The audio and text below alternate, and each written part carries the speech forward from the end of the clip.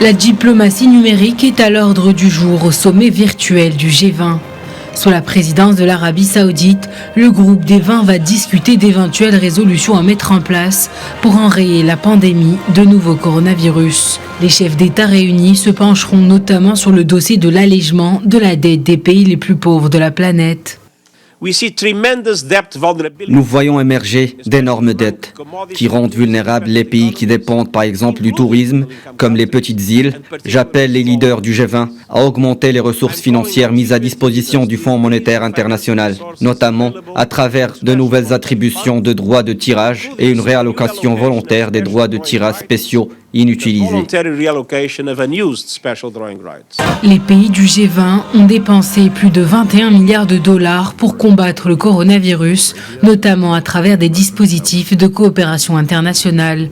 Ils ont également débloqué quelques 11 000 milliards de dollars pour sauver l'économie mondiale. L'Organisation mondiale de la santé a lancé de nombreux appels au G20 pour faciliter la commercialisation des vaccins tant attendus. Les pays du G20 ont joué un rôle crucial dans le développement des vaccins diagnostiques et thérapeutiques pour combattre le Covid-19. Nous apprécions le soutien de la plupart des membres du groupe pour faciliter l'accès à l'ACT Accelerator au programme COVAX. Financé intégralement par l'ACT Accelerator est désormais indispensable pour tenir nos promesses.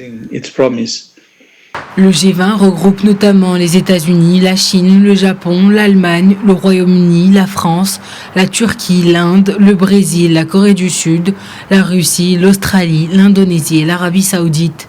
Les pays formant ce groupe représentent les 2/3 de la population de la Terre, 80% du commerce mondial et plus de 85% de la richesse produite.